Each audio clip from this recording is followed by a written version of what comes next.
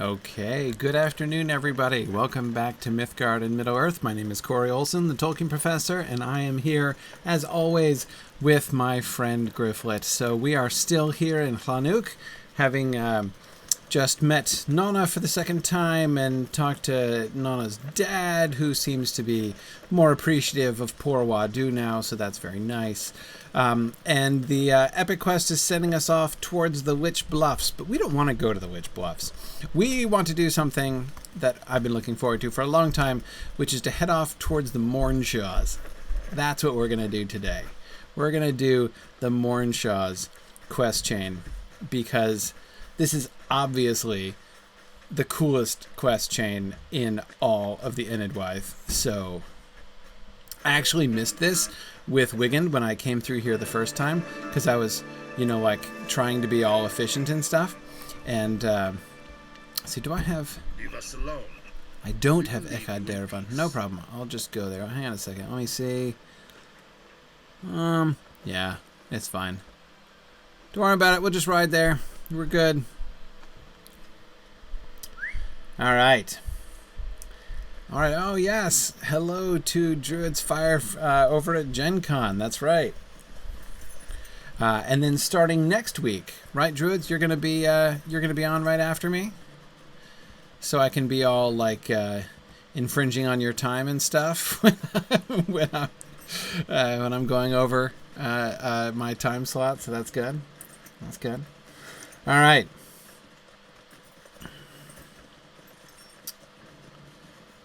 Excellent.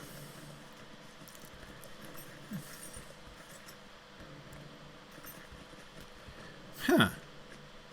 Didn't notice this the first time, but it didn't strike me. But from this angle, notice how much worse shape the bridge is in than the wall? This wall looks nice. Right? Nice white stone, crisp corners. And this bridge looks exactly like crap in comparison. I mean, look at that. The arches are all fallen in. It's all crumbled and cracked. It's different stone, obviously, but it raises the obvious question, right? Does it all go back to the same time? And it's interesting because there are there are obviously two builders, right, in this area, none of which are the Dunlendings. Right, the Dunlendings' little, huts are one thing, but of course, right over here we've got we've got the dwarves and the Númenóreans, right, and we've got the dwarf stuff right over there. This is obviously the bridge on the Númenórean road, though I don't see. Do we have evidence that this bridge was a Númenórean bridge? We don't get anything on the right.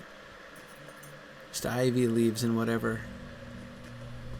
No stars, of course. No stars or trees, which are what I'm looking for.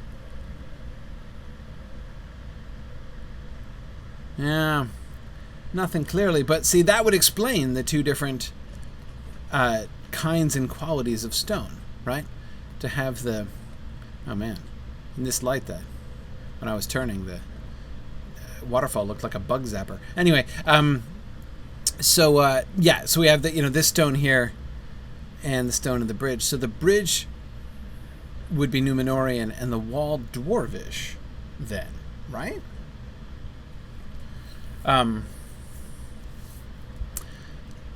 Anyway, sorry. Okay, never mind. I figured that's my explanation, right? Did that suggest that the dwarves just didn't build a bridge? Which is possible, right? Because the dwarves might not be traveling up this way. They might have been interested in walling themselves in if this was Thror's people, right? Settling here after losing Erebor. Am I going the right way? No, I missed the turn looking at the bridge. Anyway, yeah.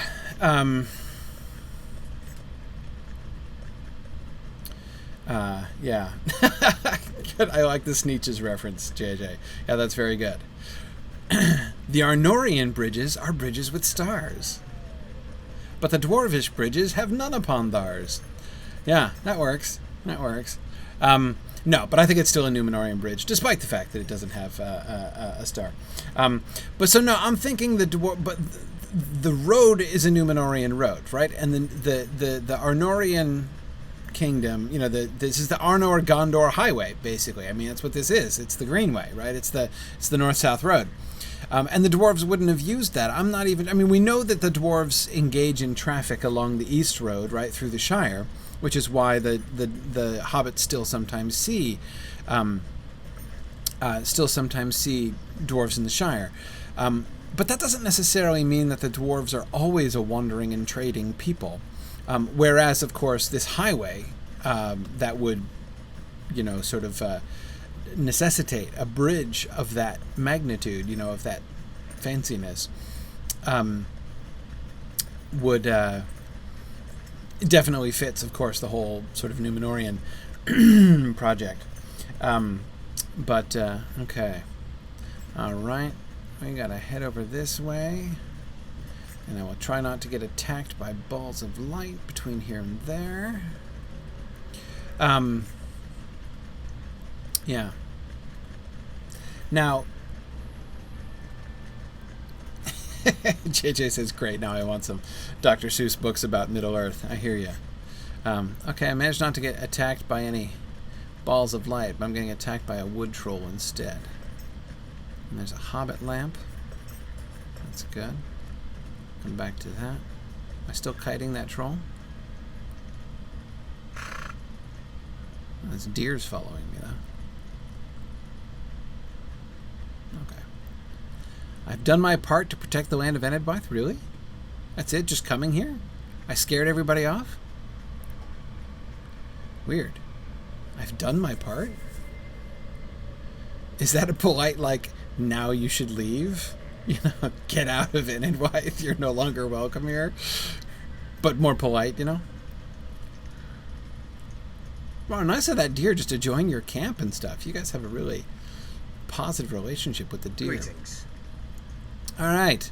Hey, got all the stable masters in Enedwaith. Strong work there, Gryfflet. Okay. All right. Let's talk to Direvon, who is a ranger, right? And intrepidly standing by a campfire, not lounging. So there you go. Okay.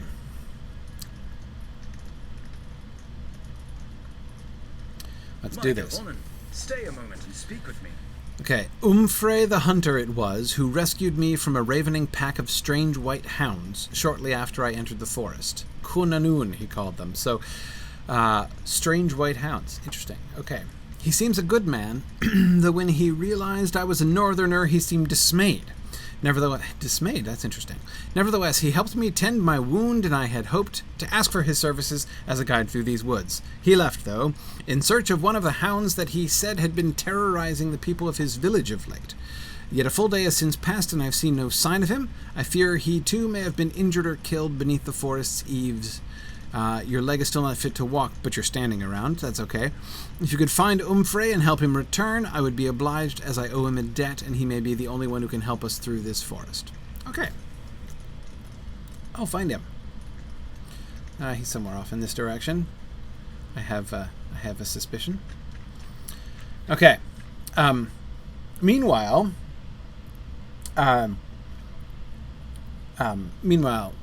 JJ, I'm going to answer your question about giants because it's a great question. So, Jason, let me read JJ's question. I saw that go by briefly.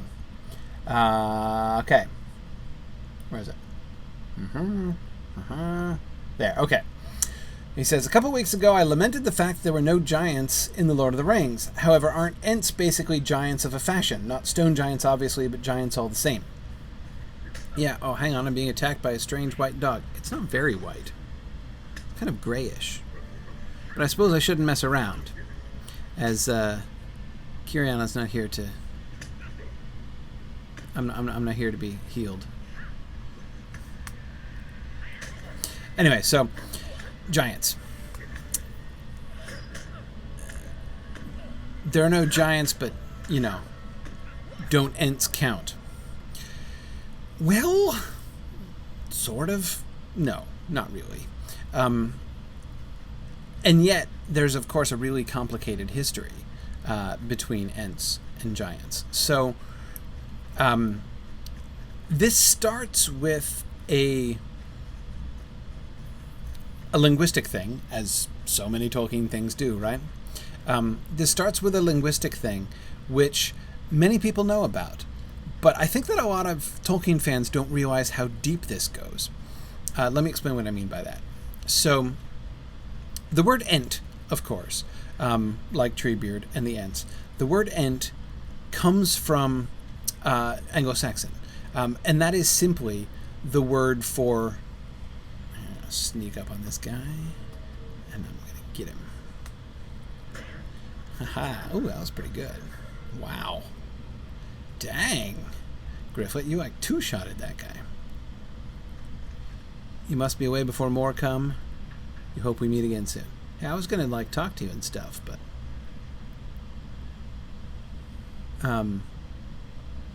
Wasn't that Umfrey? No? Or... Okay. Alright. Oh, I have to talk to him back at the camp. Right. Okay, I'm like, I was just trying to talk to him and he ran away, man. What am I supposed to do? Okay, right. Okay, so I said the word Ent is Anglo-Saxon for giant. So does that mean that Ents, Treebeard and the Ents are giants? Yeah, kind of. But not really. And what's especially interesting about this is that this began as more of an overlap than a lot of people know. So, okay. When Tolkien began... In The Hobbit, of course, we know there are giants in The Hobbit. And when he started writing The Lord of the Rings, there were going to be giants in The Lord of the Rings as well. Not Ents, like Treebeard, as we know him in The Two Towers. But real giants, like Jack and the Beanstalk type giants in The Lord of the Rings. Those, of course, are very traditional fairy tale creatures. In a lot of ways, there's like no reason not to have giants. They're super popular, right? They're a mainstream part of the tradition, of several traditions, really. And certainly you get giants all through the Germanic tradition that Tolkien loved so much. So it wouldn't be a bit surprising for there to be giants. And that was his plan. So... Hang on a second. We'll talk about... Oh, hang on. We got an update from Druid's Fire. What is this? Pat Rothfuss was holding court about Tolkien and why he created Middle-earth, right? Huh. That'd be interesting. I'd love to talk to Rothfuss about that. Set it up, Druid's Fire. Go talk to Pat Rothfuss and have his people contact my people. We'll set that up. I'd love to talk to Patrick Rothfuss. Well, no. As soon as Patrick Rothfuss publishes the third freaking book in his series, then I'd love to talk to him, because before then I think I would have a hard time, like, retaining my civility, frankly. I'm still protesting. I'm talking, of course, about The Name of the Wind, the third one in the King Killer, the third volume of the King Killer Chronicles. I've taught The Name of the Wind. Love The Name of the Wind. Actually, I've come to love... I didn't like it at first, but I've come to love The Name of the Wind. I really, really admire it. Great book. It was really when I was teaching it. And Fairvenon, I think you were in that class, weren't you, at Signum when I taught that? Anyway... but I refuse to read the second book. I've not read the second book. I refuse to read it until the third one comes out. It's like a protest, half self-defense. Anyway, it's as soon as he reads the third one, I'm going to be real excited, but I'd be happy to talk to him then. I could probably, control myself and talk to him sooner. But so yeah, Druid's Fire, go ahead, make that happen. Okay, what do you have to say for yourself, Umfrey? These words have grown more dangerous than ever in recent days. These Cúnanún that hunt and kill men and beasts alike are a terror from our old wives' tales. I do not know... Okay, that's interesting. I do not know in truth what brings your people here, but I also in truth do not care to. Whatever your purpose, unless it is to bring harm to my people, I will help you if I may. Well, that's all. That's decent of you. Okay. The Turkneth have been destroyed. I pray to the Urk-Wirad that we will not be next. Oh, right. Okay. You must find your way through this accursed if I must find my way through this accursed forest, then I cannot show it to you, for I never go so deep. but the Deruth may know a way.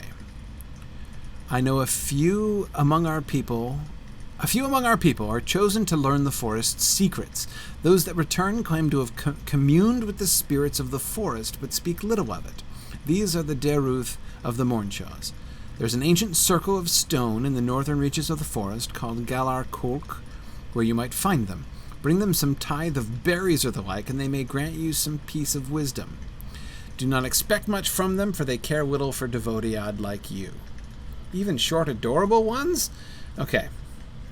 That's fine. Let's go pick berries. And meanwhile, I'll talk about giants.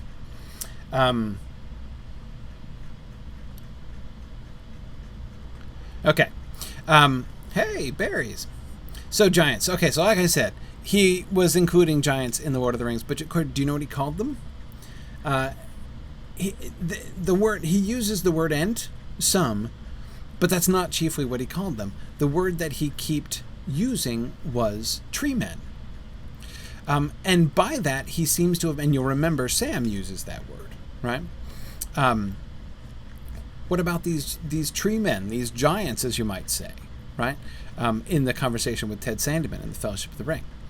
There are rumors of giants up in the North Farthing. Okay, so he called the giants tree men, not meaning, and this does not mean that they are trees who are like men, right? They're not ents in the modern, I'll call it the modern sense, that is the later, the developed sense, the Fangorn sense. But they were just men the size of trees. That's why they're called tree men, because they're men the size of trees. So there were going to be giants, and there was this one central giant that he had chosen to be, sort of his, antagonist, really. There was going to be this one giant that different members of the Fellowship were going to interact with in different ways. And his name was Treebeard. Not an ent, a giant. The giant Treebeard, who was a humanoid giant. Am I going too far? Yes, I am. Gotta head back through the berry patch here. And Treebeard was a bad guy. And he lived in the forest of Fangorn, which was a very dangerous, sinister place. And the giant Treebeard was a bad guy. The very first role for the giant Treebeard in the story was to kidnap Gandalf. That's why Gandalf didn't come to meet Frodo, of course, when it was time to go, when it was time for him to leave. And why Frodo ends up departing Bag End on his own, because Gandalf is being held prisoner by the giant Fangorn. Also, the company on their travels was meant to head through Fangorn as well and have a second encounter with him. And he even partially wrote this one scene where Frodo encounters the giant Treebeard all by himself. That is, Frodo is all by himself. He's been separated from the company, like basically the sort of the Parthgalan sequence. But instead of running across the river, he ends up running off into Fangorn, and he meets the giant Treebeard. So you start with Tolkien's initial concept, which was giants, right? Like traditional Jack and the Beanstalk giants. He calls them tree men, and he names the chief one, the main one that they interact with, Treebeard. So, in a sense, of course, the question, do ents count as giants? Well, they are, right? He used the word ent because it meant giant. Of course, we know that's not where he's going to end up with things, right? Treebeard and Fangorn change around significantly, but the idea that the ent, the giant Treebeard, should be A, benevolent, right, and B, a tree, right?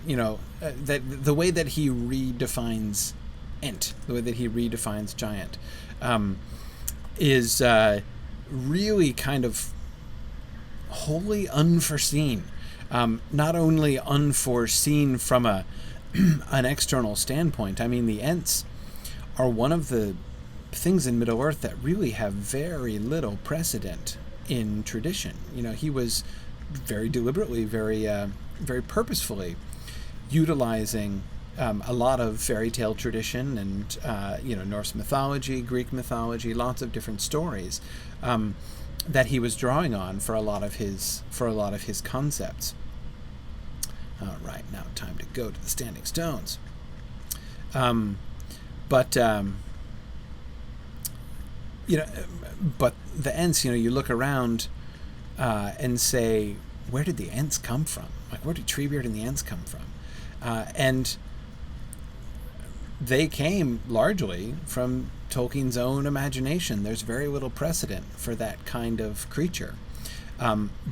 But the really cool thing, when you go back and you look at his original ideas and how they changed, is you can see it growing, right? You can see that passage I described where we see Frodo interacting with the giant Treebeard, that bit that he actually wrote of the story before he abandoned that. You can sort of see it coming, right? His physical description of the giant Treebeard involves a lot of sort of twiggy tree-like, like when he describes the toes, for instance, of the giant. The giant's toes are a lot like Treebeard's toes are when Merry and Pippin meet them. So you can see how even in his visual conception of the giant and what it looked like, though it's much, much bigger. I mean, it's like full giant size rather than just, sort of unusually tall, right? So you can see these ideas beginning to kind of rise to the surface, right? And eventually, of course, it's going to grow into Treebeard as we will come to know him. So when we finally do meet Treebeard the giant in Fangorn, he's going to be something completely different. All of this, by the way, is sort of amounts to a kind of extended plug. I am doing a close discussion of the Treason of Isengard on my Wednesday evening sessions, my Wednesday evening Mythgard Academy sessions. We're reading through the Treason of Isengard, which is the volume 2 of the 3-volume drafts of the Lord of the Rings, watching as the story is growing. We just finished talking about the really interesting story of Bilbo's poem in Rivendell, the Eärendil poem. And we're going to be moving on to the Council of Elrond and looking at the initial concept of the Kingdom of Gondor and its relationship with the Númenóreans and what Aragorn's relationship to the Kingdom of Gondor was initially, and how that story began to grow. So that was. That's been so much fun. We did the Return of the Shadow, which is volume 1 of that before. You can find all those recordings on YouTube or iTunes U, or you can get the audio recordings on the Mythgard Academy podcast. And we have, and we're doing the Treason of Isengard right now. We've done now 4 sessions. So this week will be session number 5 as we're doing the Council of Elrond. I really encourage you to join us for that, because it's been super fun. No commitment, totally free. Just join us, and it's great. All right, so let's talk to Enid over here. Nice standing stones, though. Hey, Enid, is this can't be, right? I mean, it's dark, so it's a little hard to tell. But this can't be one of those astronomically oriented circles of standing stones, right? Like Stonehenge. I say it can't be because of the forest. Right? Too many trees about. Stonehenge, of course, is out on an open plain so that it can get the sun and moon in various orientations.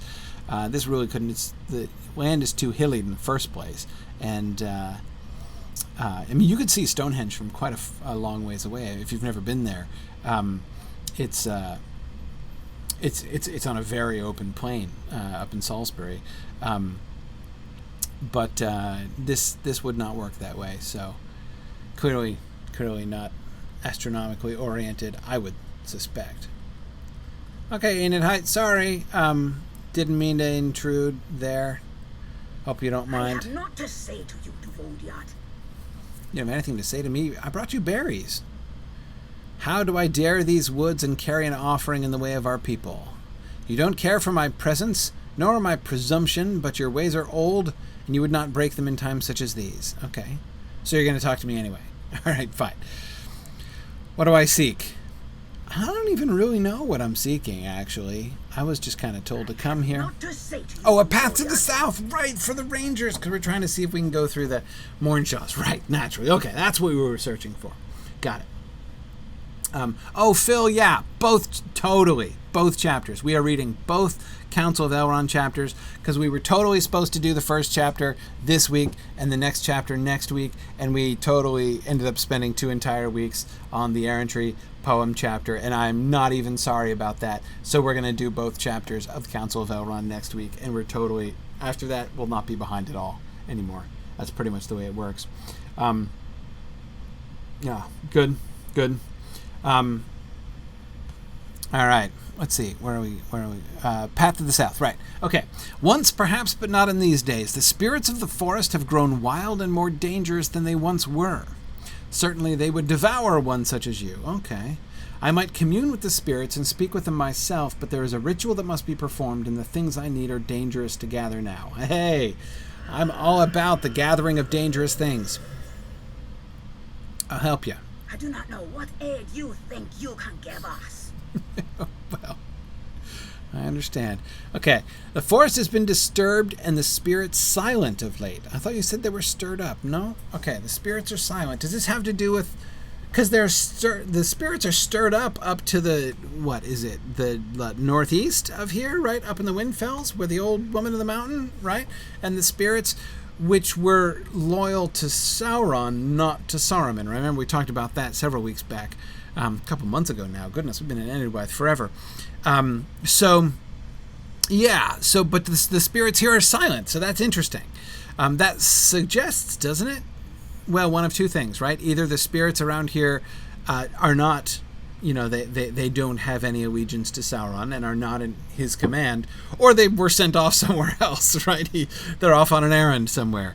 But, okay, let's see. All right, so, let's do the ritual. Several plants, okay. The forest is wild and terrible. It's okay, so am I. I gather the things and bring them to you. Okay. We'll both learn the truth of my purpose and the forest's anger. Hey, neat. That sounds like fun. Okay. The living bark must be collected from the wild wood trolls. Oh, sure. Okay. Oaken limbs, mistletoe, creeping moss, and skin of wood. Which means I've got to kill bunches of wood trolls for that. Okay. Oh, wait. Sorry. I actually need to get the separate quests from you. Right on. We'll do that.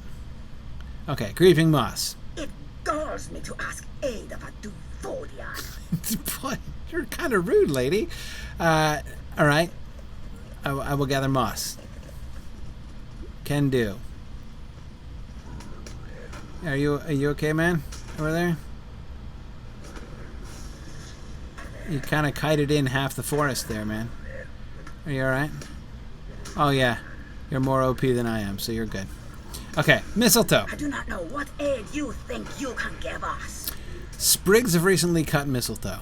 All right. I thought we were probably going there. Yeah. Oh, yeah. Lore Master set the whole place on fire. It's all right. Okay. Oaken limbs. I do not know what aid you think you Oak can give branches. us. Mistletoe. Right. We're going full druidic on this. I got you.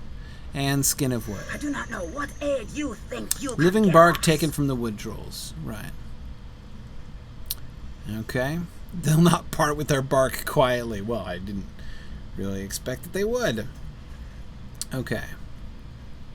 So let's head over here, because that looks like where we can get a bunch of different things.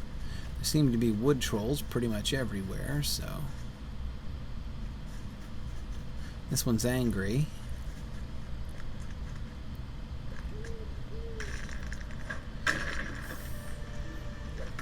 Oh, you successfully stunned me. That was rude.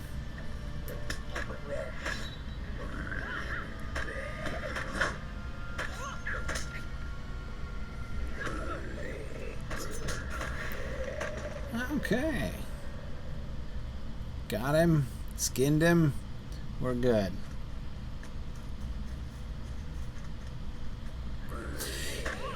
Sometimes this is something that I've heard in the past from Tolkien fans when we've talked about doing things like the close reading of the Lord of the Rings, or reading through something like the history of Middle-earth and the manuscript history. I know there are some people who worry about sort of ruining it, right? Like they don't want to see behind the curtain. They don't want to dissect it. A verb I quite dislike as an English teacher. It's not that I think that it's totally inappropriate for people to use. I mean, I get the using of that verb. I know that dissection is something that does happen, sadly, in literature classes. I could, as a literature teacher, I could wish it didn't, but I know it does. But that certainly neither would I enjoy nor would I do. The patient generally survives, I find, the process of examination. It's more about, to me, reading a book closely and learning more about it. So sometimes it's like dissection. Again, that's the frequent metaphor. Sometimes it's like psychoanalysis, right? And I don't mean the application of psychoanalysis and Freudian principles to literature, which is, let's be frank, I think, rather silly. But what I'm referring to is like the whole attitude towards it. Like you're going to put the book on the couch and sort of see what it's, find its inner meaning, in the same way that a psychoanalyst might find like the true inner desires and secret subconscious psychology of a patient. Being attacked by a ball of light, finally. I avoided them until now. Neither one of those models, neither the dissection model nor the psychoanalytical model is one that I think very much of. And certainly I try not to do either one of those things when I am... You didn't die? Inconceivable! Did it restore itself? I really thought it was closer to death than that.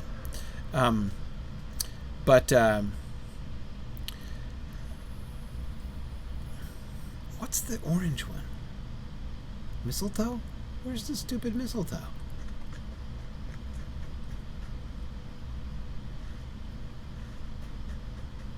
Anyway, okay, sorry. The way that I look at it, again, not dissection, not psychoanalysis, the way that I look at it is it's more like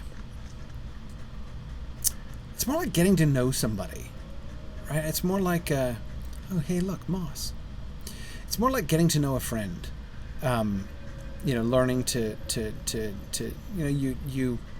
you watch them really carefully. You learn their mannerisms. You sort of learn how they think. You talk their language. You sort of learn their vocabulary.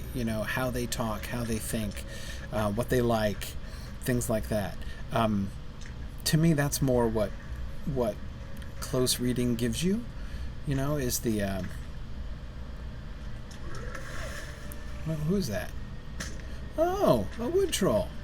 Didn't see you there, but that's nice of you. Oh, sorry. I still had the moss selected over there. Right, so there I am trying to attack the moss. Yeah, no problem. Yeah. Of course, it's not the same, as getting to know a person. It's a little bit, less rewarding on account of a person can, talk back to you. A person can respond to your questions. I always love, Plato's line about books. No matter how many questions you ask them, they always say the same thing in response. Doesn't mean you don't see new things in them, but they're not gonna... they're always going to say the same thing when you look at them. Oh, there's the moss. Where's moss? It's Trixie. Ha! I picked it up before you could attack me.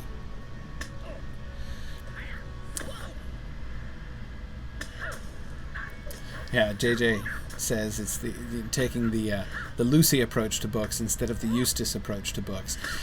Yeah, though Eustace isn't so much about an approach to books as about the kind of books that he read, right? You know, he liked books. It's hard, JJ, because I mean, I am also totally on the Lucy rather than the Eustace side of that particular equation, but at the same time, like, my son is totally a Eustace reader.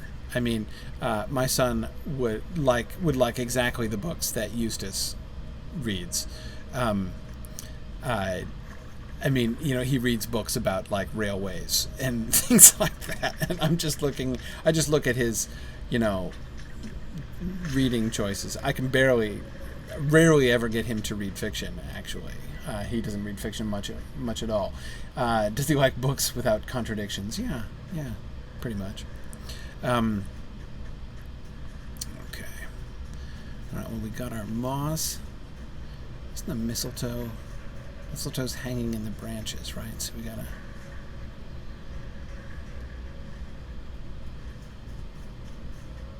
look up for the mistletoe, maybe? There it is, see? Thought so.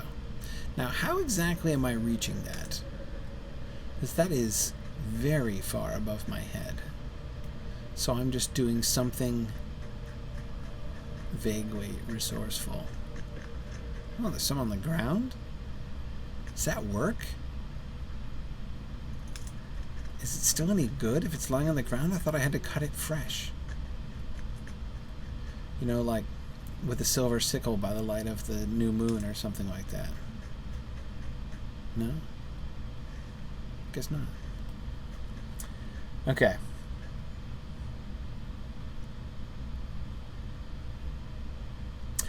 Oh, JJ, my son loves The Way Things Work. Yeah, that's a great book. That is a great book. Yeah, so, oh, hey, Wood Troll. Oh, stop with the boulders already. You probably don't even have pockets.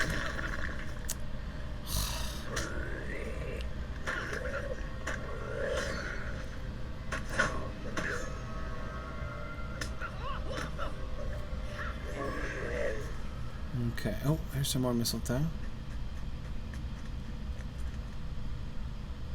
Down here. How are we doing for mistletoe? We're good. That's 4.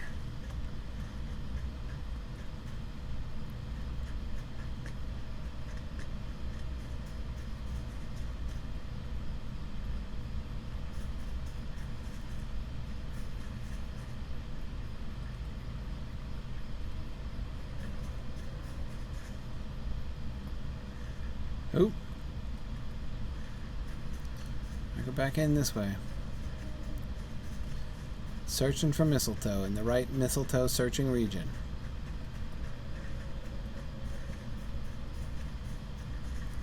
Let's go in here amongst these trees up this hill. This looks like a good mistletoe spot. Aha! I see some even now.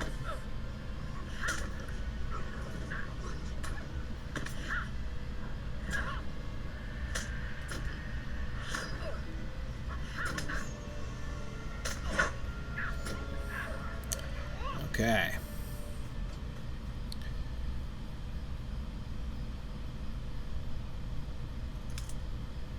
Anyway, great question with the giants, JJ. Let's see, is that another? There's another wood troll over there. Some mistletoe behind him.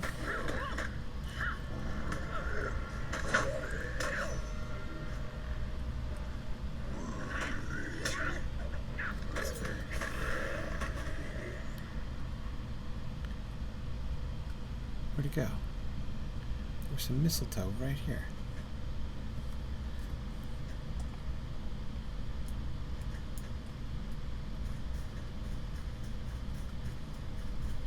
Aha! There it is.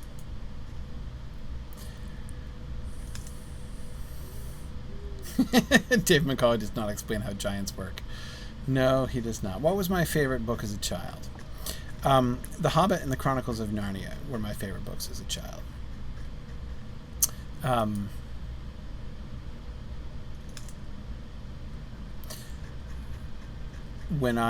It will not surprise you to hear that when I was a very young child, my favorite books were books that had that either featured verbal play or verse, like interesting rhythm. I really enjoyed the sound of words, even more than stories. It wasn't stories that I wanted to hear so much. Like the books that I remember asking my mom to read me again and again were things more like nursery rhymes than like fairy tales, basically. Come on, where's that last mistletoe?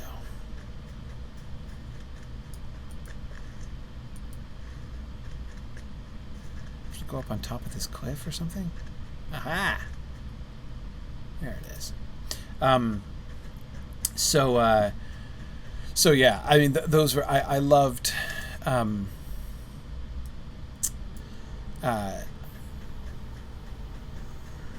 my favorite book when I was little, like, 3 maybe, 3 or 4, was a book that was called Euphonia and the Flood.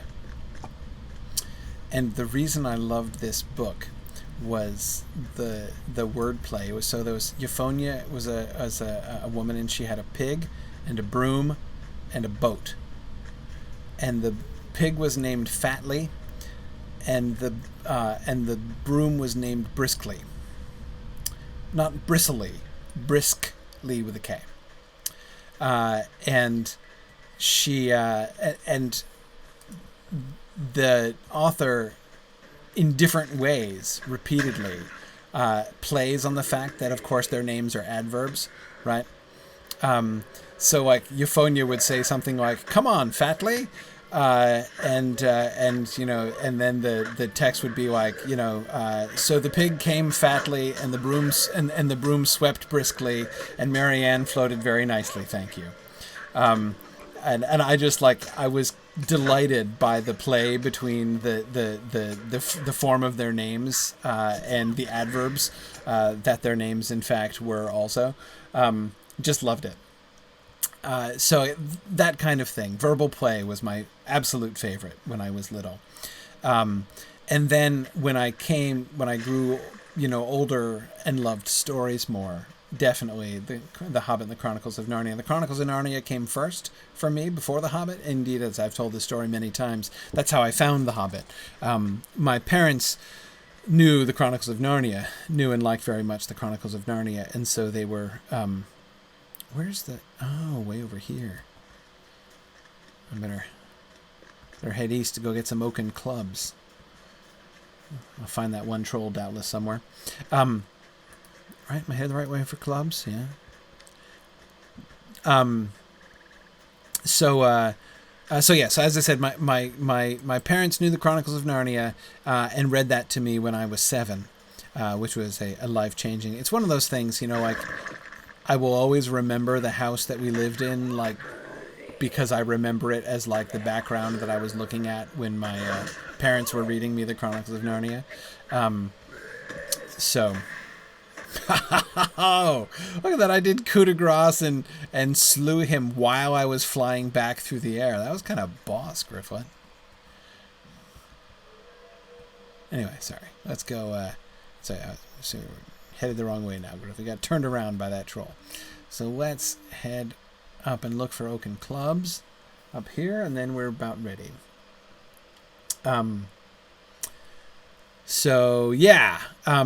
And throughout my life, I have never been a a broad reader. That is, I've never been one who just like devoured as many books as I could get, mostly because I didn't have that many books. My family were very poor and we lived in the middle of nowhere. I didn't have access to a library for the majority of my life. That was one of the innovations when I turned 10 and my parents moved up here to New Hampshire, where I now live again.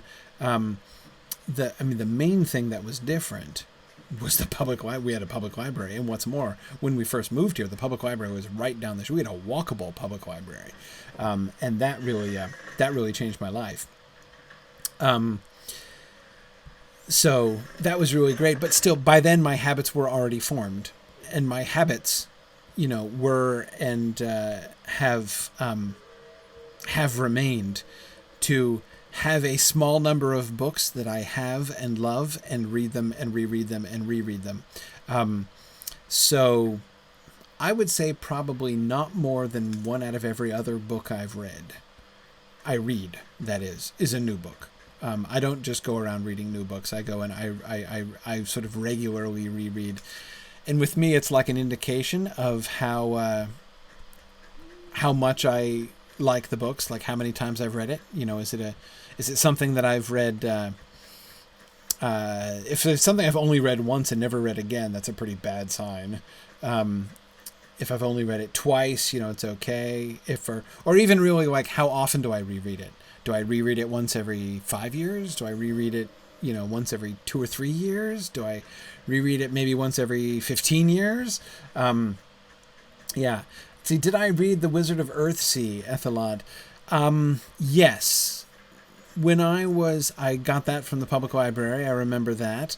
I didn't enjoy it. And I have to admit, I have always had the same relationship with Ursula Le Guin. I still have that same relationship with Ursula Le Guin.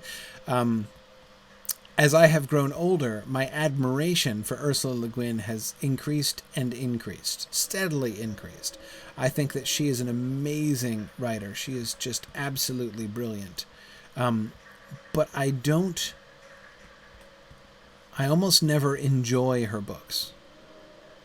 Do you understand the distinction? Again, I admire the heck out of them. I think she's great.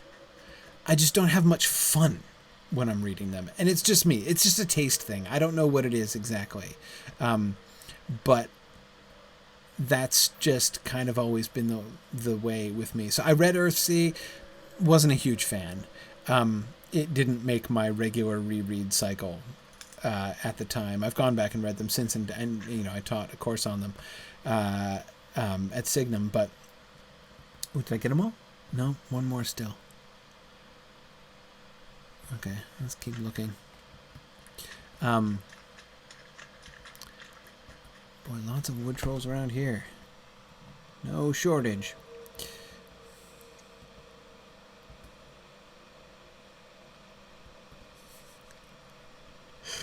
Yeah. Nitesh says that, talks about how serious a read Le Guin is. Yeah, absolutely. I mean, we just did in the Mythgard Academy right before this, we did The Dispossessed, which is a brilliant book. I mean, absolutely brilliant. But not that much fun. That's, as always, like I think she is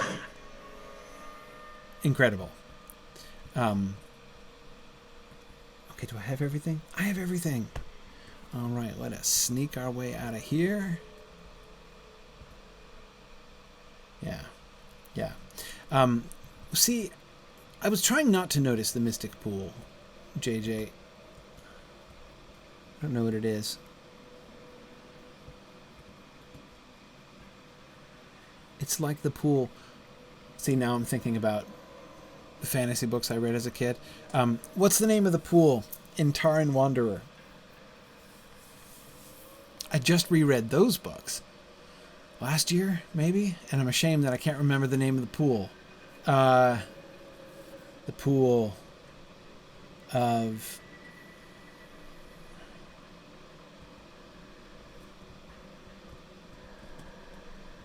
Darn it! Hi, Mystic Pool! I can't interact with you, it seems. Okay. Just a little tourist attraction here, I guess. Alright, well, if anyone can help me remember the name of the... These trolls, between the knockback and the... Would you stop it? Behave yourself. And the stupid boulders. Yeah. Anyway, so, oh, honestly.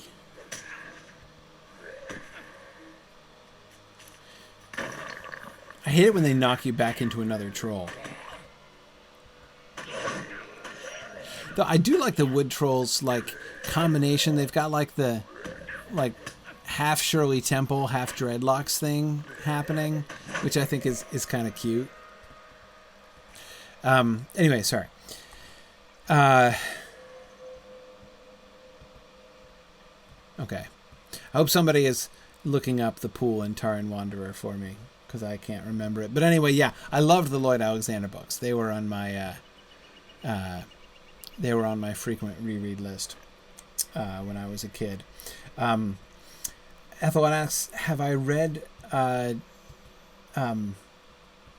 Prof? Yeah, no, the mirror. Yeah, exactly. But it's the mirror of something, right? It's got the mirror of... It's got a name. I can't remember what the name is. Lunette! Ah! No, it's right. By the Lake of Lunette, right? But is it called the mirror? It's not called the Mirror of Lunette, is it?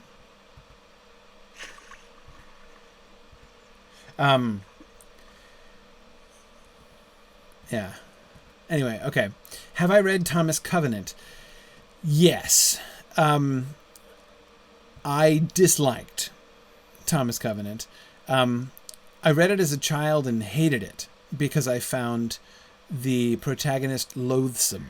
Not unpleasant, not loathsome.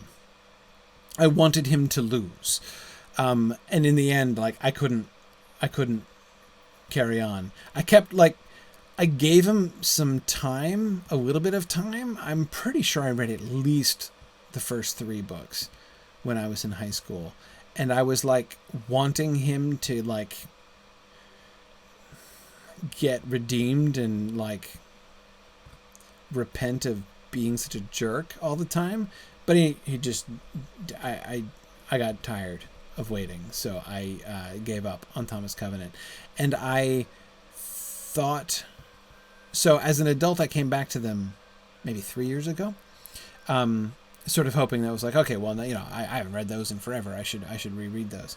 And in the end, so I reread Lord Fowl's Bane, and I was like, no, actually, this guy is just as, like, horrible now as he was then. So, yeah, I didn't have the stamina. I couldn't stick it out. Maybe, I mean, does it get better? Maybe it does. But yeah, anyway. Okay, here you go. Leave me to Vodiad. Here's your stuff. All this stuff I've collected for you. Let's see. Sikwietska. I have read Patricia McKillop. I've read one Patricia McKillop. Leave me to Vodiad.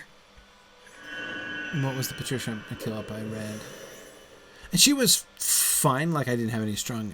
I mean, I didn't fall in love, but I wasn't, like, anti. Vodiad is angered by your presence. I would... Tell me you're angered by my presence when I'm bringing you stuff. Yeah.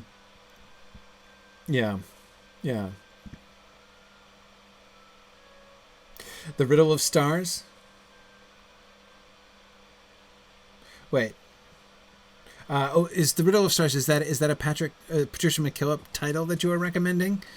Natasha, is that the story there? Not to say to you, Duvoriad. Okay. You would rather I had not returned. Okay. So I'm still getting lots of hostility from you here, Enid. Leave me, Duvoriad. Let's talk about the spirits of the forest. Okay. You didn't think I'd emerge from the forest again. Well, it wasn't that hard. It only means it is all the more important that you speak with the spirit of the Mornshaws. Okay, let's do this thing. Oh, it's the name of the 3-book series. Riddle Master of Head, huh? Okay, all right. I'm good with that.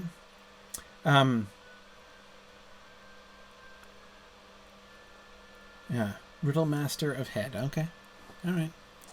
Hang on, we got 4 spirits here.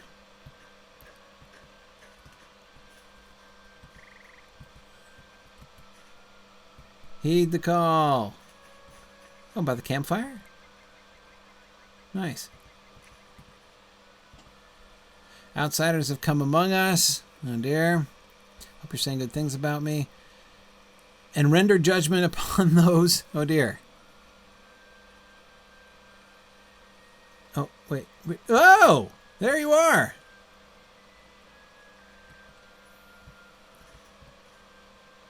The huntsman wishes to see these travelers for himself. Woohoo! They are not worthy to stand before him. Oh, man. Oh, I just got promoted over your head, didn't I? I feel bad about that. Set aside your petty prejudices. Far more depends on this than you know. Yeah. Hey, she looks nice.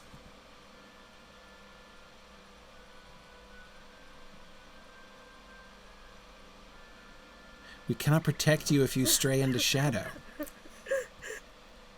Oh, that must have been an emotionally trying experience for you, Enid.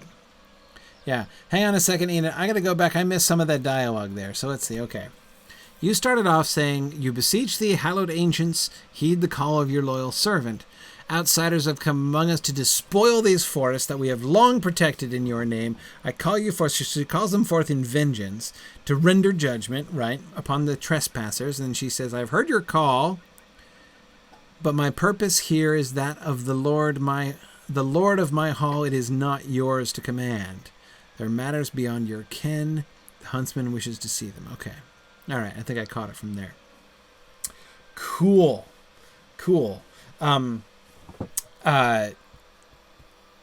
That was neat. Did you notice how elvish her wardrobe was, right? In it, she totally didn't look like you at all, right? She did not look like a Dunlanding spirit. She was dressed like an elf-ish, or rather dressed like, one of the people that, like, taught the elves how to dress. So is this a local Maia? I think it is. All right, Enid. The Gryfflet is angered by your presence. No, she's not. You just talk to her. Pipe down. The spirits have forsaken me. Now that's a little harsh, Enid. They did not forsake you. They just like me better, but they still like you too. Who are you? What does it mean that you have come among us even as the forest turns upon its faithful servants? It wasn't turning upon you, Miss Drama Queen. Come on now, have some perspective. The Hri Helvark himself has never called upon the folk of Nan Laglan. I do not... Oh, the Hri Helvark, right? The huntsman, right? That's what you call them? Okay. I do not know what this means, but I can neither help nor hinder you now. Go then and curse you. Oh, okay, look, I'm sorry you're taking this so poorly. I kind of hoping that you would be like all chastened and vulnerable, right? So I could help you, but man, this is bad. Speak with our elder upon Gwyde Brun at the heart of the forest. Perhaps he knows the way to the huntsman's hall. I know it not, and that's obviously a sore point with you. May you meet your doom there, Duvoriad. May the great spirits of the forest consume you. Thanks, you too. You will not live long enough, I think, to help us. Go then and curse you. Oh, you already said that. Man, okay, Miss Bitter. I'm sorry. I know, it's difficult. We all handle this in our own way, and some of us handle it very poorly. Okay. Can I get up this slope, or do I have to go around? I gotta go around. Go this way, Gryfflet.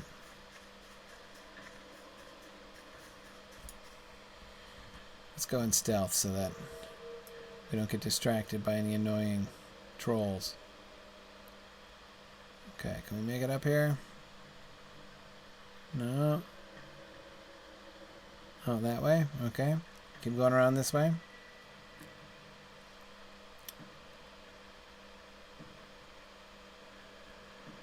Okay.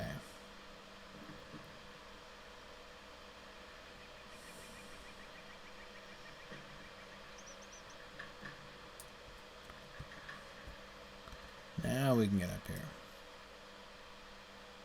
Aha. I think we got this now. Hey, who's that? Oh, it's a wood troll.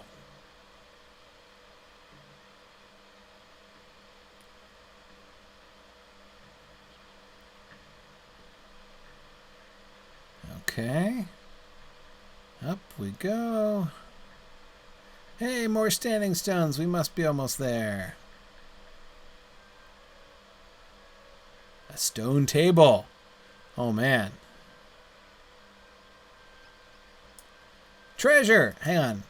Tomb, there's a somebody dropped a backpack over here. I better check and see if they left any ID and we can return it to the proper authorities. Oops, no, they just left crafting materials behind and a little bit of money. I'll hold on to that in case I find the original owner. Huh, let's look at your stone table. Now, this would be not a bad place for astronomical observations, but you've got all these trees. But I suppose you probably don't want to clear cut the top of this hill. I'm guessing that would not really be something you'd be enthusiastic about. Tomb. I like your tooth necklace. It's real nice. What is this metal plate hiding underneath your belt? I don't understand that. Anyway, I'm looking at your stone table. So it's just a rock with other stones on top of it and ivy growing around it. So it's just a flat stone, basically. So table in a pretty loose sense of the word there. Okay. Yeah. Neodoc says the table is nicely sized for a hobbit sacrifice. Don't think Gryfflet didn't know that. Okay. All right.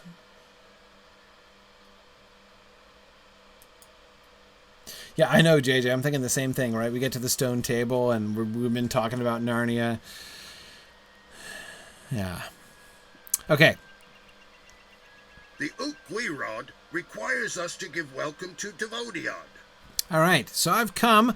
The forest lords have spoken to us and said you would come. Yeah, great.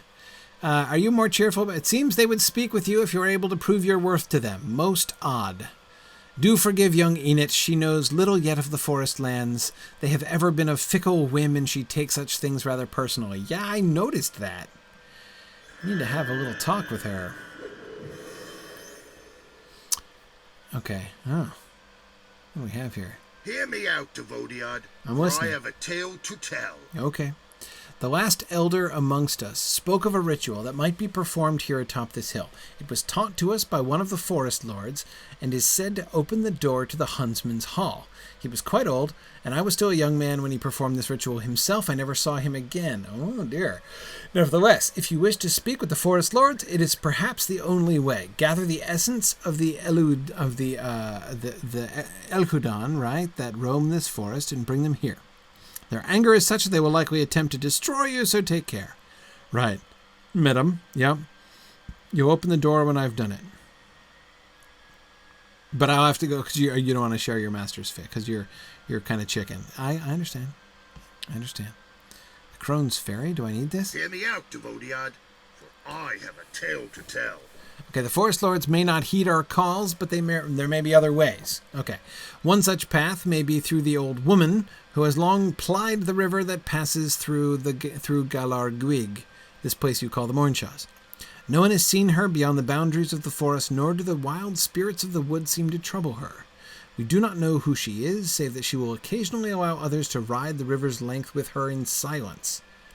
I've long suspected that she may be a servant of the forest lords, but she has never admitted this to me or any other. Seek her out along the banks of the river. Perhaps she'll help you, or perhaps not. Okay, so it's a strange old lady with a boat. I saw the crone's boat up in the north there. It is not our custom to trust devotees. Okay. But perhaps you may be of help to me? Okay. Our tales say that the Hri Helvark came to these lands long ago, and that his power gradually claimed the forest, making it strange and dangerous to the unwary. But he has never pursued or hounded us, and the spirits that are drawn to him have rarely disturbed us, but now they have become filled with anger and lash out at any who enter the forest. These wild spirits have overrun the circle, which lies nearest the huntsman's hall. If they can be driven away, then perhaps we can beseech the forest lords to open the way within. Okay. All right. So we've got 3 options here. Fine. I don't know if... oh, this is a nice view from up here. Probably not making it down as far as Dunland there. Okay, so where are we headed here? Let's move this thing out of the way. Okay. We're looking at... Okay, the Fallen Grove is way down there. As is the Crone's Ferry. The Shards of Light. Okay. Alright. I don't know if Gryfflet's going to make it all the way to the... Ooh, what's that? Whoa. Dude. Is that Os Dunhoth? Yes, it is. Oh, man, is that huge. This enormous and obviously Gondorian stronghold. I mean, look at those towers. Not to mention the wings. Those are swan wing towers, aren't they? Oh, yeah. Okay. It's always interesting to look off on the horizon in this game.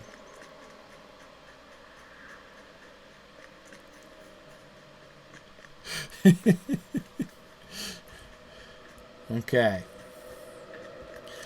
Phil is asking very sensibly if the old woman with the boat is Sarah Oakhart again.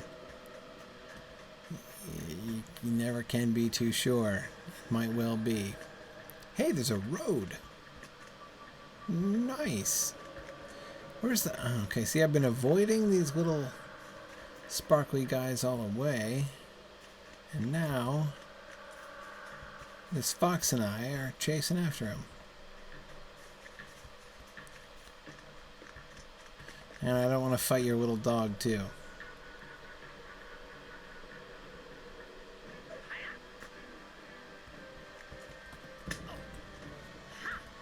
Oh, help. Can't see anything. Okay. Good job. Alright, Gryfflet. Stab the spirit with your knives. See, it did heal itself. I was not just imagining things. Okay, got some wild essence there. Alright.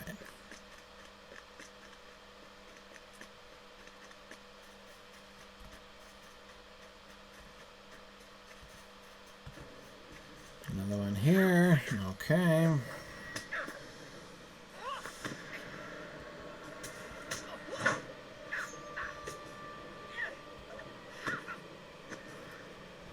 Can I stun them? Hey, that kind of worked. So we'll make our way to the south.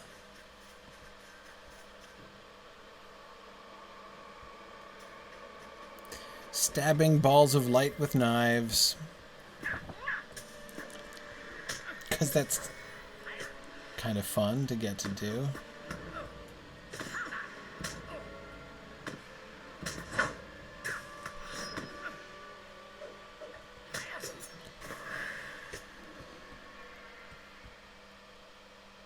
Alright.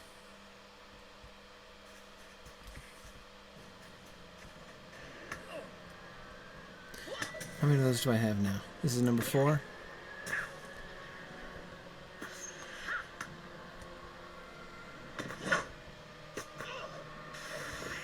Whoa! God! What on earth is that? Help! I've been blinded. Yikes. Whoosh.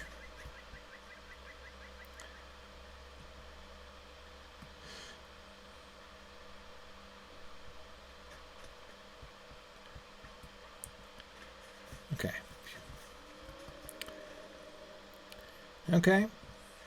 This road looks like it's leading me in just the right direction.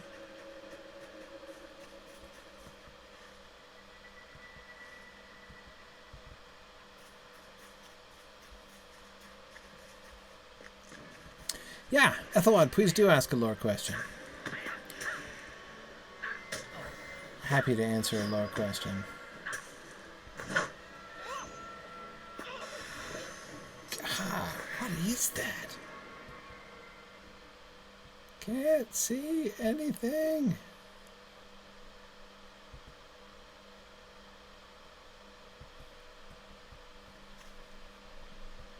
Okay.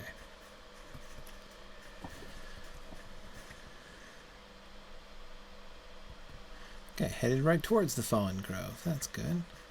Does this sit over here?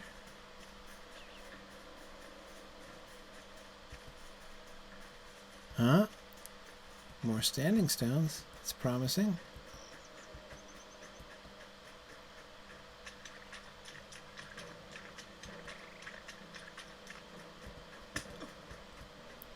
Ooh, big one. Are Grimms alive, or are they an extension of their master's will? That's a great question. And a challenging one to answer. As I don't really know all that much about Grimms, since they're not explicitly mentioned in Tolkien at all. My sense... that was annoying.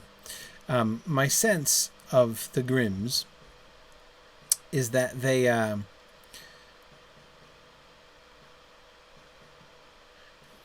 need some bilberry pie here.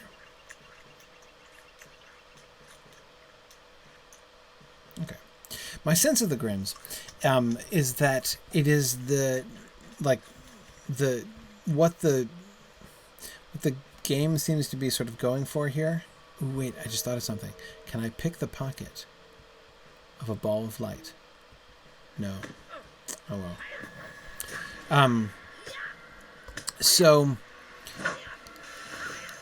why, since Tolkien never talks about, anything like Grimms, that is, elemental spirits of that kind, why would they include them in the game? Because, they are very good about not just including random things. There's always some kind of rationale that, the devs have if they make something. Okay. That did it for the Fallen Grove. And I only need one more wild essence. Sweet. I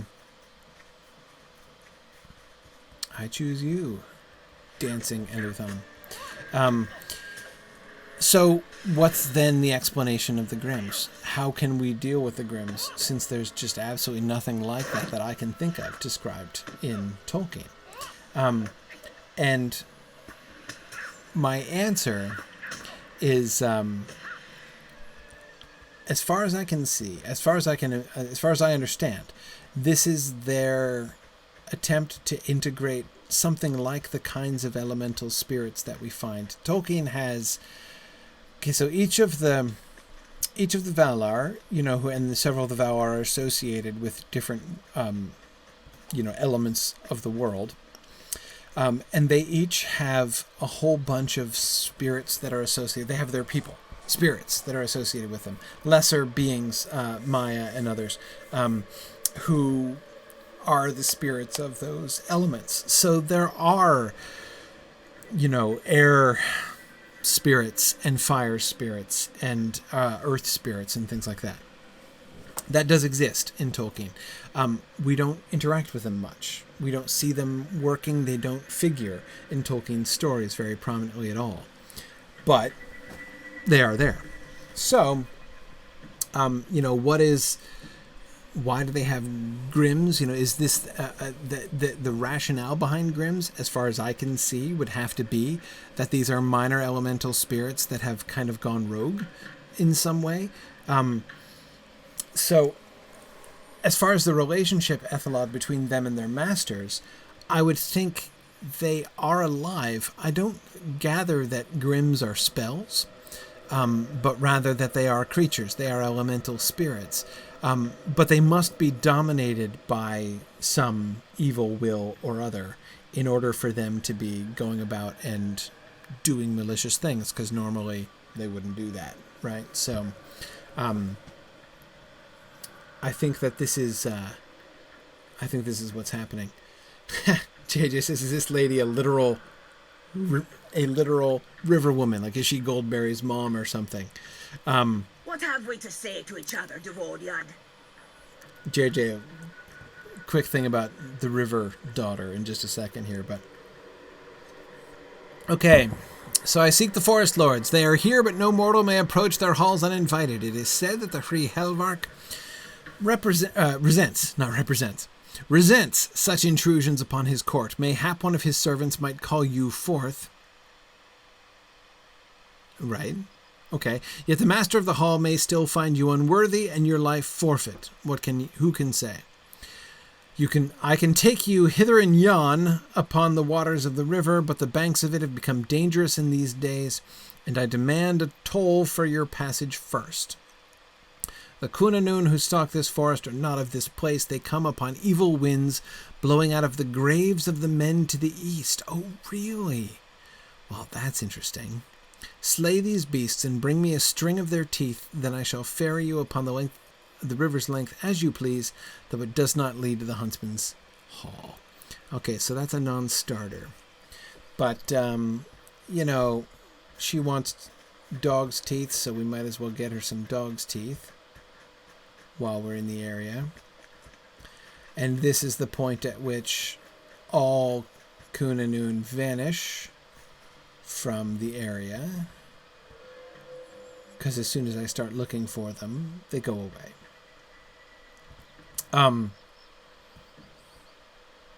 Yeah, wood troll. Oh, I see one.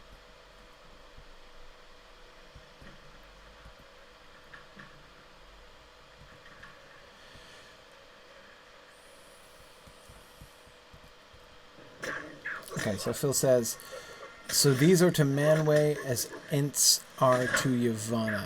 Wait, what is exactly? Or rather, the wood trolls. Wait, hang on, Phil. I'm confused about your pronouns. I need antecedent assistance here. Who is to Manwë as Ents are to Yavanna?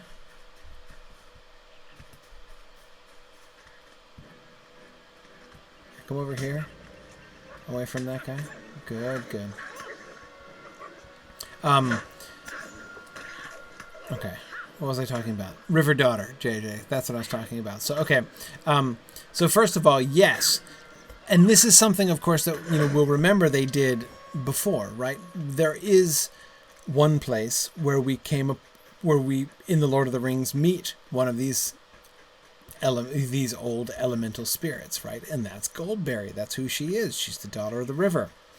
And I really liked the fact that we might, I've heard people say like, oh, the Red Maid, remember back from the Lone Lands, is just like a,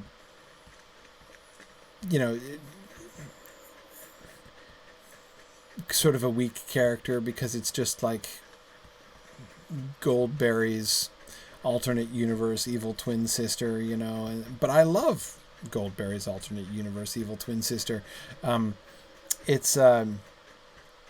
I think it's great that they had more of those spirits so we can get to, and what's more, I really like the Red Maid quest line because I love the idea of how she is connected to her environment and how she is affected by the people around her, and the kind of impact that they and their choices, and their murdering ways, have upon the land and therefore the spirits of the land. So I think that's really neat.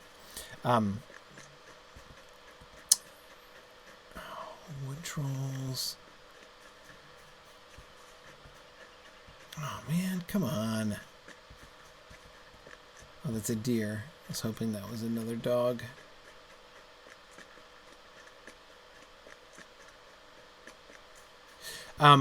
Oh, the Grimms. Okay, so the Grimms are to Manwë as the Ents are to Yavanna. No, the Eagles are to Manwë as the Ents are to Yavanna.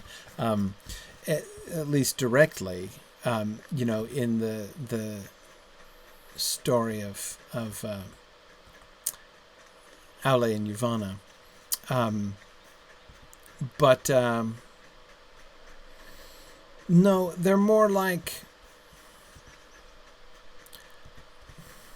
Darn it. No Kunanun anywhere.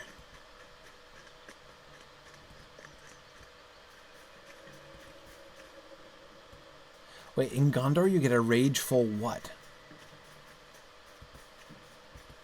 Sister of Goldberry? You get a Sister of Goldberry who's fed up and not going to take it anymore? Really? Yeah, good, JJ. There are a bunch of fire spirits who pilot the sun. Yes, they're still piloting the sun at the time of the Lord of the Rings. We just don't talk about them. Yes, absolutely. There are minor spirits like that all over the place. Goldberry is just one who has, had a memorable encounter with another spirit. Tom Bombadil, of course. Whom eventually she marries.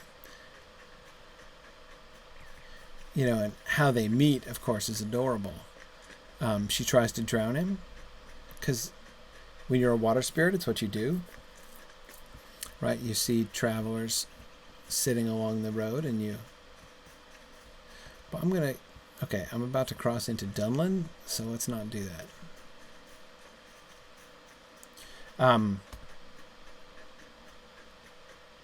It's a whole... There are 5 of them? Oh, the River Sisters. Great! I love it. Oh, yeah, I'm looking forward to that one. Yeah, neat. Cool. No, that's wonderful.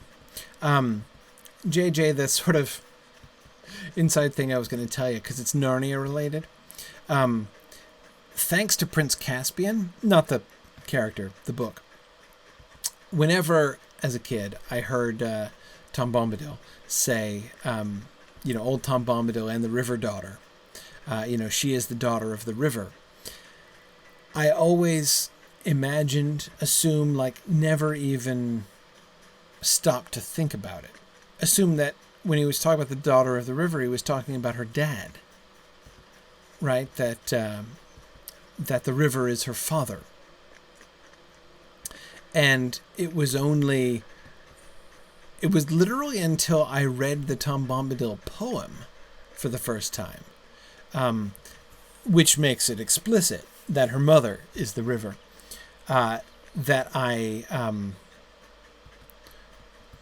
even asked myself the question, that I even acknowledged even to myself my assumption. And then as soon as I noticed it, why, and started to ask myself, why have I been assuming that the river of whom she is the daughter is a man, is her father instead of her mother all this time? I'm like, was this just some kind of, childhood gender stereotype thing that I had? What was going on there? But I realized, no, of course, it was Prince Caspian, the river god in Prince Caspian, because the deity of the river is male in Prince Caspian that it never even occurred to me that the deity of a river would be feminine. And so I was like, obviously it's her dad, but no, it's her mom. The river is her mother, not her father. Man, that was only 3? Oh, yikes. Here's 4. I don't even want to ride in this crone's boat. But, I don't want to go back to, Tomb the Enchanter. I saw that, JJ. I don't want to go back to Tomb the Enchanter and say I blew off the old fairy woman.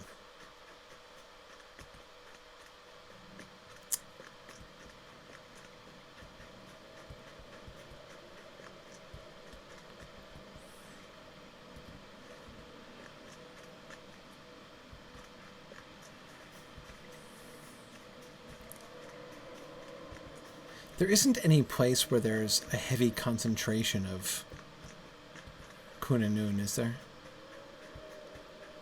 I am getting mighty sick of dodging trolls while looking for dogs. Just nothing. This place is... Aha! There's one. Precious resource. So, oh, and the song Old Man River? Yeah, it's true. I mean, it's true that there is that song, JJ, but I can't pretend that I think that that song was very influential on my childhood imagination. Do I want to go and wipe out their entire den and drive them extinct? Yeah, that's kind of the point, actually, I think, right? But that was an interesting little tidbit that the fairy woman told us, right? That these dogs are dogs of the dead. These are from the tombs of men off to the east, off in the Witch Bluffs. And that phrase that she used, was like an evil wind? Didn't she say something about an evil wind? Which sounds very much, it reminds me anyway, of the awakening of the Barrow Wights in the Barrow Downs by the Witch King.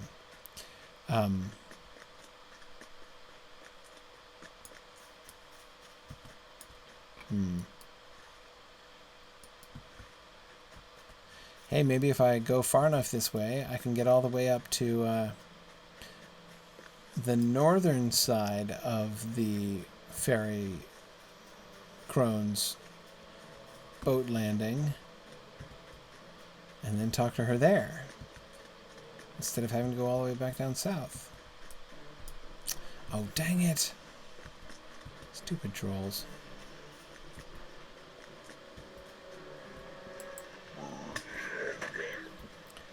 Darn it.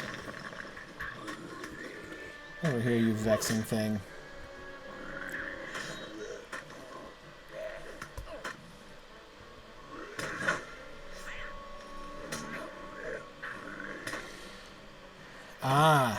Yes. Sam was saying he's wondered why the beaver or badger people that Tom Bombadil meets do not show up in any other of Tolkien. The badgers. Yeah, the badgers.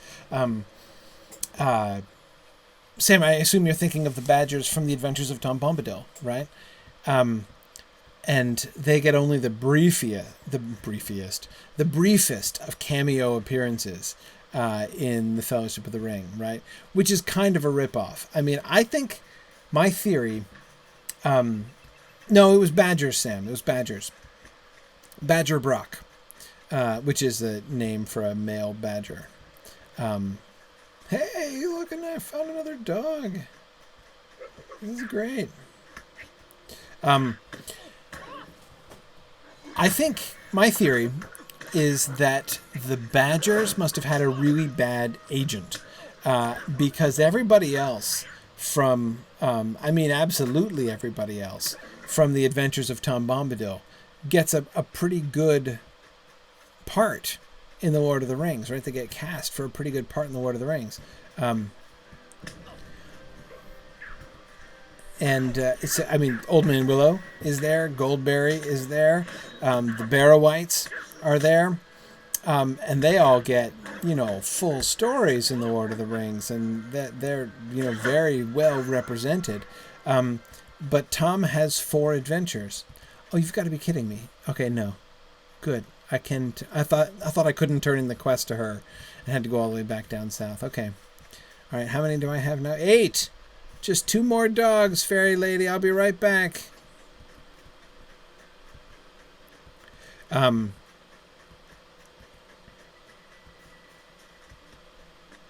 Anyway, what was I talking about? Goldberry. Badgers. Okay, so yeah, Tom Bombadil has basically 4 separate adventures in the Adventures of Tom Bombadil. 4 times he is captured or sort of cornered and escapes. The first is Goldberry. He's sitting by the river and Goldberry pulls him in and attempts to drown him. And he tells her she should go to sleep instead. And then Old Man Willow captures him. And he tells him that he also should probably go to sleep. And by the way, many of the lines, some of the lines anyway, from the Fellowship of the Ring are directly from the poem. Eat earth, dig deep, drink water, go to sleep. That's just what Tom Bombadil says to Old Man Willow. But he says that from the inside of Old Man Willow. He's the one who falls asleep next to the willow and then gets drawn inside. But then he has this conversation with Old Man Willow from the inside of the trunk of the willow tree. And gets Old Man Willow to kick him out again. Then Tom is captured by badgers and drawn into their tunnels, and he bullies them too and says, you better let me go and go back to sleep, and they do. And then he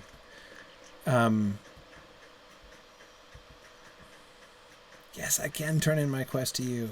Hooray! We have little to say to your kind. Okay. You'll grant me passage. Be warned that the Deruth here do not care for Devodiad. I noticed that, especially that Enid girl. And the huntsman has no love for mortals of any nature. No problem. Okay. Alright, I'll go back to Tomb the Enchanter. So he gets out from the badger tunnels.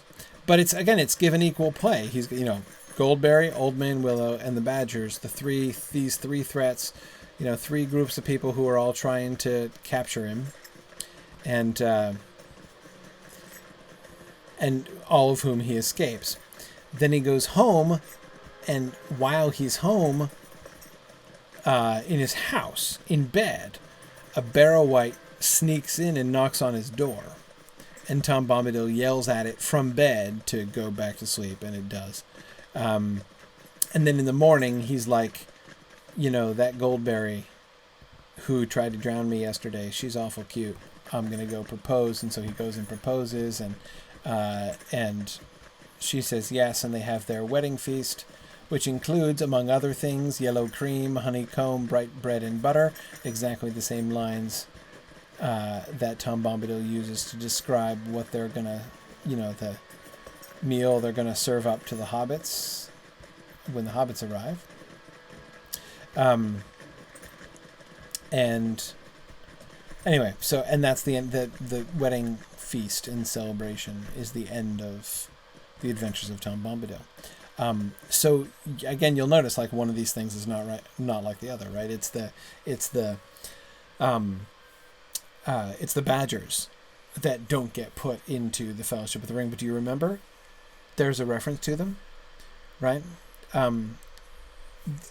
Do you remember where the badgers come in the Tom Bombadil chapters of the Fellowship of the Ring? I said they get a cameo, but it's a very brief cameo. Very easy to forget. This is a very difficult level trivia question. Tell me if anybody remembers where the badgers come in the Tom Bombadil chapters. And if you have an e-text and search for badgers, you're cheating. JJ says, telling everyone to go to sleep sounds like it could have been a good bedtime story. I'm pretty sure it was. I think that's kind of the joke of it, yeah. Yeah. Ethelod suggests that the Kunanun are akin to werewolves, terrible creatures possessed of a fell spirit. That sounds right. I mean, that sounds like what she was suggesting, basically, that they've come on the winds from the tombs of the dead. So, yeah. Oh, I don't get to report back to you about the lady? Okay, Fallen Grove. I have not seen your kind before. They can't be driven away by brute force? No. Okay. Didn't think so. Yes, JJ, good job. Mentioned in passing as one of the stories Tom tells them. Yes, in the scene when Frodo puts on the ring, he waits until Tom is in the middle of one of his absurd stories again, and Tom has just been telling them a story, quote, about badgers and their queer ways, unquote, when Frodo puts on the ring and they notice that he's gone. So, yep, that's it. That's it. Fairvenon remembers it too, right? The story of badgers and their queer ways. That's it. Absolutely. So the badgers themselves don't feature in the story, but apparently the tale of Tom and his interactions with the badgers is still in circulation, and Tom is telling the hobbits that story. But still, I think they need to fire their agent because obviously they got the shaft when it came to writing the Fellowship of the Ring. The Ukwirod requires us to give welcome to Devodion. Okay, I gathered the wild essence. The ritual should allow you to pass through the door into the Huntsman's Hall. Whether you ever emerge again, I do not know. Okay. Tell you what, let's not do this right now. We are past time. Yeah. Okay. We are past time. So let's hang on to this one, and we will turn this into Tomb next time, because I am keen to go to the Huntsman's Hall. Been looking forward to doing this quest sequence for a long time with you guys. So, okay, so we'll do that next week. I will be around next week. I'm here for a bunch of Fridays in a row here, so that's nice. So next week we will finish up here in the Mornshaws and head down towards the Witch Bluffs and see if we can continue to make progress on the epic here. Maybe eventually leave Enidwaith behind to get down to Dunland. I don't know how close we can get to that next time, but we'll see. So, okay. Thanks very much, everybody, for joining me. I enjoyed our book discussion here today. Happy to do that again anytime. And I look forward to seeing you guys again next week. Bye now.